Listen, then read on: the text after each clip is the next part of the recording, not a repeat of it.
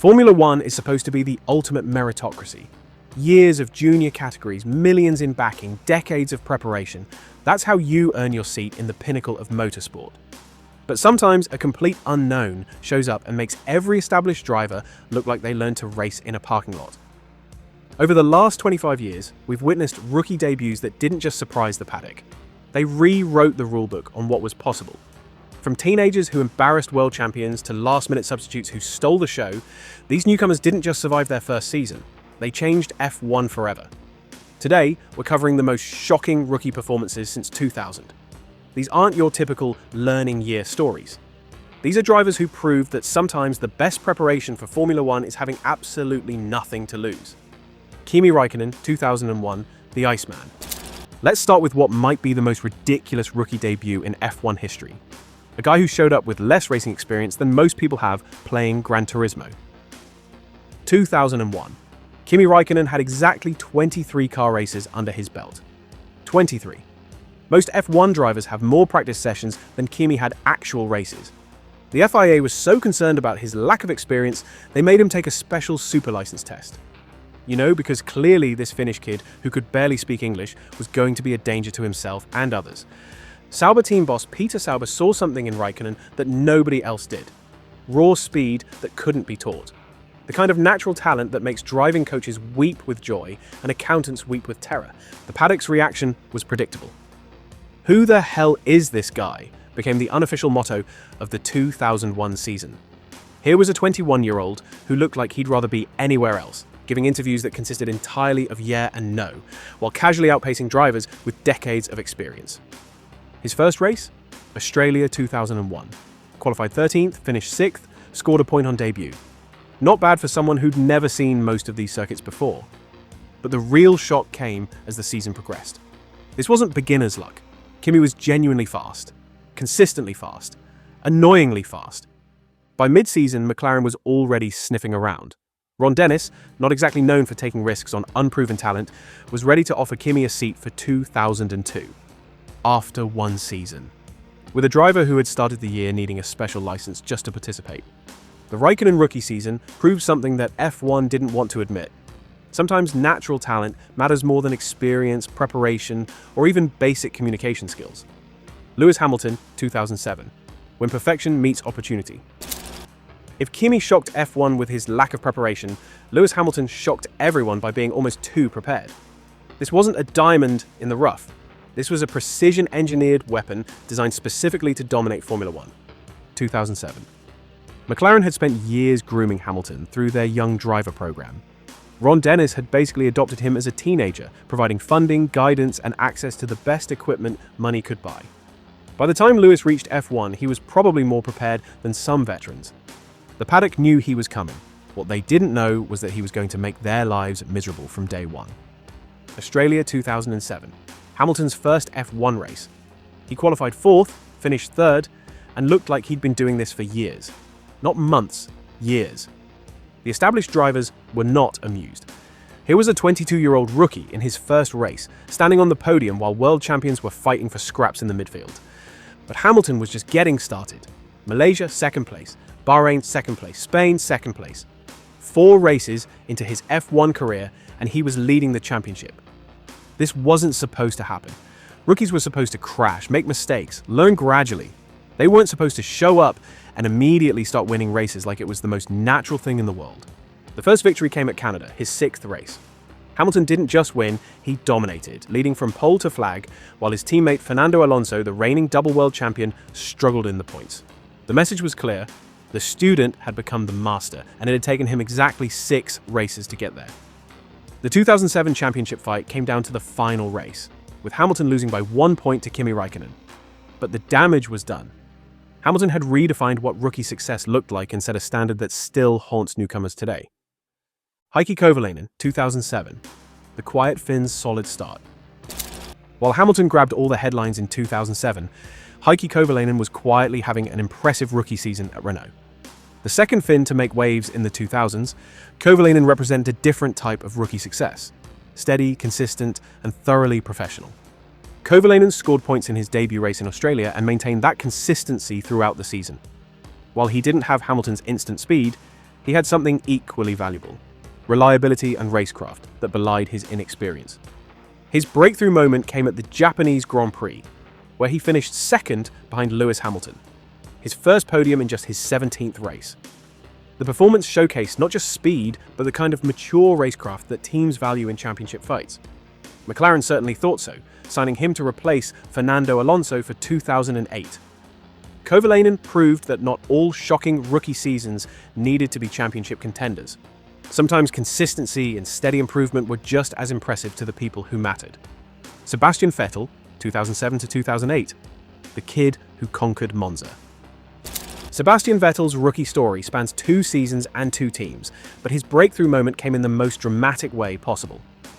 After a handful of races with BMW Sauber in 2007, Vettel got his real chance with Toro Rosso in 2008. The early signs were promising: consistent points finishes and racecraft that impressed the Red Bull hierarchy. But nobody expected what happened at Monza in September 2008. Rain, chaos, opportunity. In torrential conditions at the Italian Grand Prix, the 21-year-old German delivered one of the greatest drives in F1 history. Starting from 4th on the grid, Vettel navigated the treacherous conditions with the skill of a veteran, taking the lead when it mattered most and never looking back. Toro Rosso's first and only Grand Prix victory. Vettel became the youngest race winner in F1 history at 21 years and 73 days, breaking a record that had stood for decades. The victory wasn't luck or circumstance. It was pure skill in impossible conditions. While experienced drivers were spinning off left and right, Vettel was calmly managing the race, like he'd been doing it for years. The performance announced the arrival of a future 4-time world champion and proved that sometimes the best rookies are the ones who thrive when everything goes wrong. Nico Hülkenberg, 2010, the pole position prodigy. Nico Hülkenberg's rookie season at Williams was quietly impressive throughout 2010, but his defining moment came at the most dramatic possible time: the final race of the season at Interlagos, the Brazilian Grand Prix. Championship on the line between Sebastian Vettel, Fernando Alonso, and Mark Webber. All eyes were on the title contenders, but in qualifying, it was the rookie who stole the show. Mixed conditions, changing track surface, the kind of session where experience usually trumps everything else. Hülkenberg had other ideas. Pole position in his rookie season, at one of F1's most challenging circuits, in tricky conditions that had caught out multiple world champions. The lap was a masterpiece of car control and racecraft. While the championship contenders struggled with setup and strategy, Hülkenberg simply went out and drove faster than everyone else. It was the kind of performance that reminded everyone why Williams had signed him in the first place. While he didn't convert the pole to victory, this is Hülkenberg we're talking about, the performance showcased raw speed that would define his career. It remains one of the most impressive single-lap performances by any rookie in the modern era and proved that sometimes the biggest shocks come when you least expect them. Pastor Maldonado, 2011, chaos and speed in equal measure. Pastor Maldonado's rookie season was eventful. The Venezuelan arrived at Williams with a reputation for speed and aggression developed in GP2, and he delivered both in spectacular fashion throughout 2011. Maldonado's rookie year was a masterclass in contradictions. One weekend, he'd qualify brilliantly and show genuine race pace. The next, he'd be upside down in a barrier after an ambitious overtaking attempt. The paddock never knew which Maldonado would show up. But here's the thing: when he kept it on track, he was genuinely quick. His qualifying performances were often brilliant, regularly extracting more from the Williams than it had any right to give. The speed was undeniable, even if the consistency wasn't. The rookie season set the template for Maldonado's entire F1 career: blindingly fast one moment, creating YouTube compilation material the next. But you couldn't ignore the speed, and neither could Williams, who kept him around long enough to win the 2012 Spanish Grand Prix. Maldonado proved that sometimes the most shocking rookies are the ones who keep you guessing whether they're about to do something brilliant or catastrophic. Max Verstappen, 2015, the teenager who broke every rule. And now we reach the most shocking rookie debut of all. A 17-year-old who showed up to F1 before he was even old enough to drive legally in most countries, and proceeded to rewrite the record books while making everyone else look slow. 2015. Max Verstappen's promotion to F1 was controversial before he'd even turned a wheel. 17 years old, minimal single-seater experience, and a father whose own F1 career was more notable for off-track incidents than racing success. The FIA had to change their super license rules just to accommodate him. Critics called it a publicity stunt, a dangerous experiment, a rich kid buying his way into F1 through family connections. They were about to eat every single one of those words. Australia, 2015. Verstappen became the youngest driver ever to start an F1 race at 17 years and 166 days old. He qualified 12th for Toro Rosso, which was respectable for a rookie in an uncompetitive car. Then the race started, and everyone realized they were watching something special. Verstappen didn't drive like a teenager. He drove like a veteran who'd been doing this for years. Aggressive but controlled, fearless but calculated. By lap 10, he'd gained 4 positions and was running in the points. The paddock was stunned. This wasn't supposed to be possible. 17-year-olds were supposed to be overwhelmed by F1, not casually picking off experienced drivers like they were traffic cones. But Verstappen was just getting started. Malaysia, points finish. China, points finish. By the 4th race of the season, he was consistently outperforming his more experienced teammate and making drivers twice his age look ordinary. The real breakthrough came at the 2016 Spanish Grand Prix. Red Bull had promoted Verstappen to replace Daniil Kvyat just 4 races into the season, a move that seemed premature even by Red Bull's standards. Verstappen responded by winning the race. His first victory, at 18 years old, in his first race for Red Bull. The youngest winner in F1 history, breaking a record that had stood for decades. The victory wasn't a fluke or lucky break. It was a dominant performance that showcased racecraft beyond his years. Verstappen had managed tyre strategy, defended against faster cars, and executed perfect overtakes while the F1 establishment watched in disbelief. Esteban Ocon, 2016, the Manor miracle. Esteban Ocon's rookie season at Manor was supposed to be a learning experience in uncompetitive cars. The French driver was there to gain experience, learn the circuits, and hopefully impress enough to earn a better seat for the following season. Instead, Ocon delivered performances that had the entire paddock taking notice and questioning whether they'd been underestimating both the driver and the team. Despite driving one of the slowest cars on the grid, Ocon consistently outqualified his experienced teammate Pascal Wehrlein and showed racecraft that belonged in much better machinery. His ability to extract performance from the Manor was remarkable, regularly putting the car in positions it had no business being in. The standout performance came at the Brazilian Grand Prix, where Ocon's wet weather driving and qualifying and the race showcased skills that had top teams scrambling to secure his services. His performances were so impressive that Force India signed him for 2017 after just 1 season. Ocon proved that talent could shine through even in the worst machinery, a lesson that would serve him well throughout his career and eventual return to the grid with Alpine. Charles Leclerc, 2018, the Sauber sensation. Charles Leclerc arrived at Sauber in 2018 with massive expectations as a Ferrari Academy driver. The pressure was immense. Everyone knew he was being groomed for a Ferrari seat, and his rookie season would determine how quickly that promotion might come. What Leclerc delivered was a rookie season that exceeded even the most optimistic predictions, and announced the arrival of a future championship contender. His breakthrough came at the Azerbaijan Grand Prix, where he qualified 6th and finished 6th in a Sauber that had no business being that competitive. But it wasn't just the result, it was how he achieved it.